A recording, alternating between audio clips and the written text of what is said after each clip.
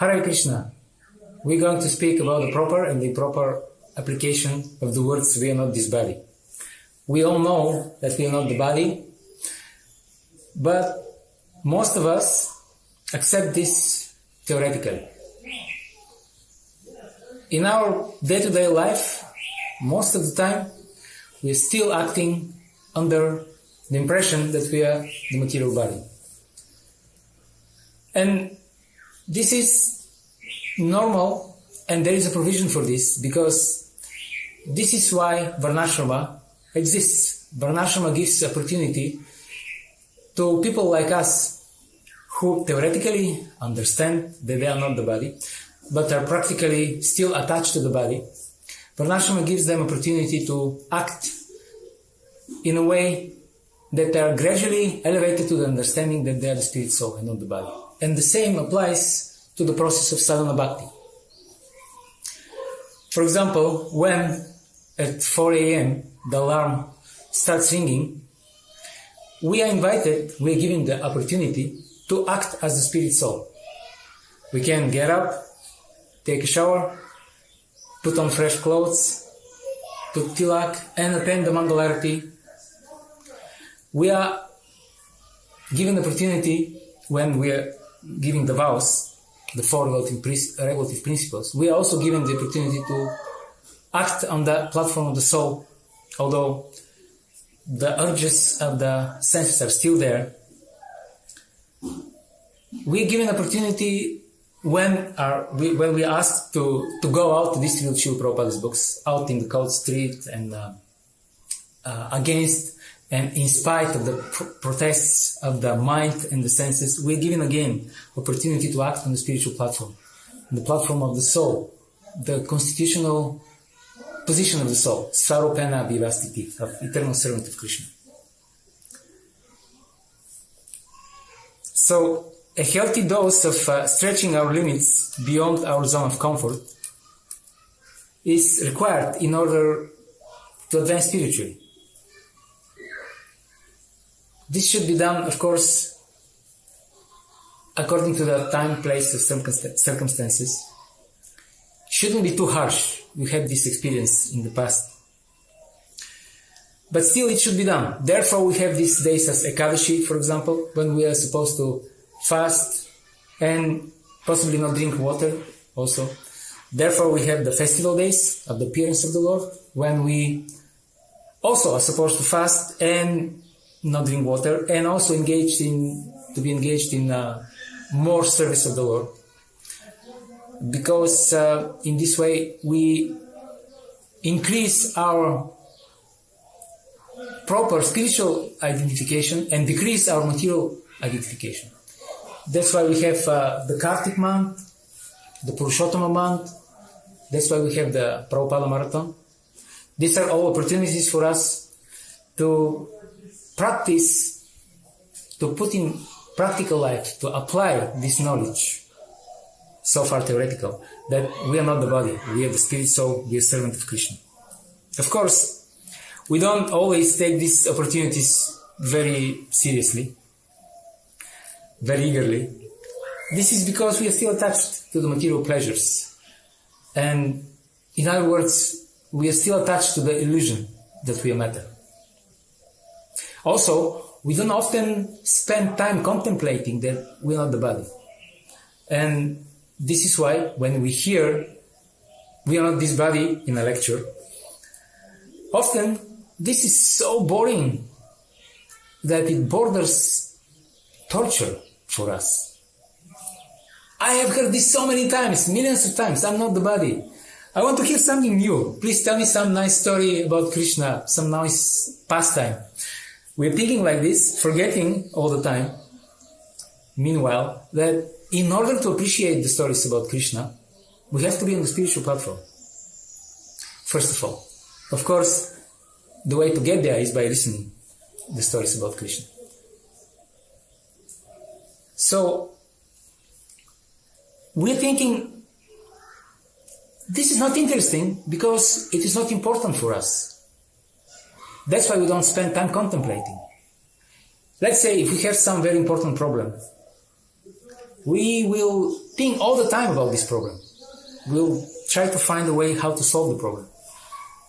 And what could be more serious problem than the problem that we are facing? Birth, death, old age, and disease. According to Krishna, these are the real problems in this life. So if we consider this a problem, then we will think how to solve the problem. And in this sense, anybody who can help us, any fellow sufferer who has some tips, some realizations, how to solve the problem, is our best friend. We will be very eager to listen from him. Therefore, when we hear the discussion, we are not the body, then we'll be very interested if it is important for us. But if it is not, if we think, I'm okay, come on, it's not so bad, and why being so fanatical about it? Then if we think like this, then we'll be bored. It will be tedious discussion for us. I'm not the body. So we're still on the bodily platform, and we're not always super eager to move forward to the spiritual platform. Then why we are listening, why we are hearing often these very same words, we are not this body, from those, particularly from those who think that they're actually boring. Here's the trick.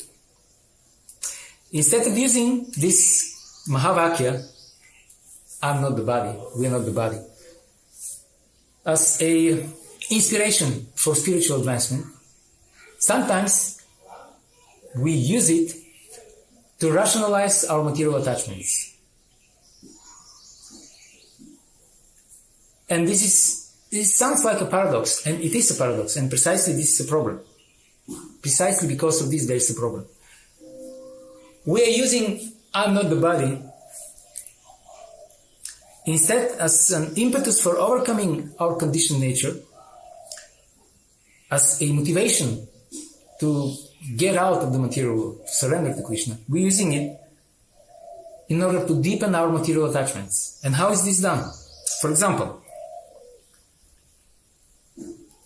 we try to justify our unwillingness to surrender to Krishna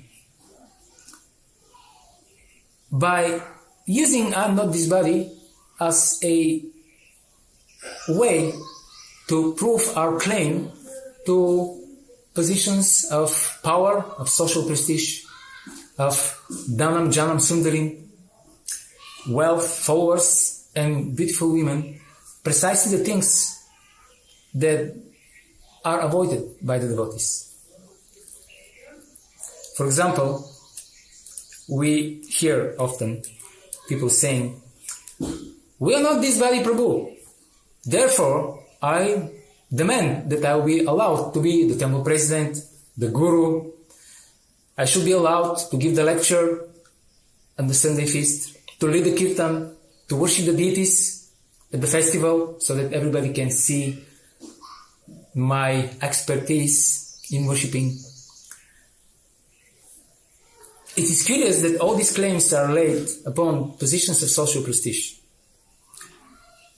We don't hear often people saying, I'm not the body, therefore I should be allowed to clean the toilets in the brahmacharya ashram, for example. I'm not the body, so I must be allowed to clean the kitchen after the Sunday feast or after the festival, to wash all the pots, or to wake up the deities after the festival when nobody's there. We don't hear often, we are not the body Prabhu, being discussed in this way. In other words, sometimes we use we are not the body as an excuse for acting whimsically, without following the rules and regulations of devotional service. And forgetting that although we are not the body, if we still identify with the body will be always acting as the body. And if we identify with the body, then we'll be influenced. Another popular excuse used in the same way is Yukta Vairagya. But the definition of Yukta Vairagya, according to Shastra, is Yukta Vairagya. Yukta means connection. We connect everything. We use everything for Krishna service, but there is also Vairagya. That means we are not attached. We are detached from all these things that we are using in Krishna service. Yukta Vairagya is just the practical application of Achintya Bheda Bheda Tattva philosophy in our life. Because we are soul, we are spirit, but we are in the material body. How the soul in the material body should act properly. This is explained by the principle of Yukta Vairagya. So we shouldn't use this principle to facilitate our false identity of controller and the enjoyer.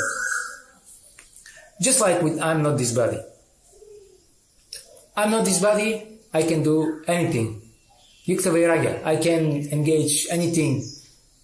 And at the same time being attached to all these material facilities. Using the excuse Yukta Vairagya or I'm not this body. I'm not this body, therefore I can act in any whimsical way I decide. Today I want to be a Brahmin, tomorrow I want to be Kshatriya, and then afterwards I want to be the Vaishya to amass all the money. I want to be the Shudra so that I don't have to follow the principles. So these are just excuses.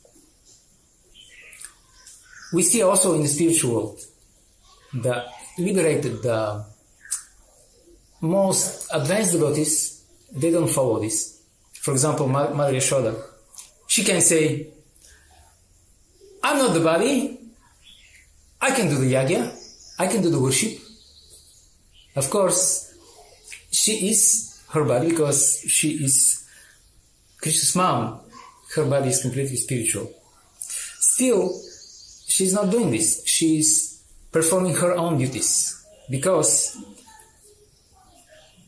even those who are liberated, they follow their particular nature because this is pleasing for Krishna. So, at one point, we will have to give up our material attachments. This is the way how you progress in the spiritual life. No matter how expertly we defend it, at one point we have to give them up. As Krishna says in Bhagavad Gita, Asanga Shastrena Dridvena Chitta.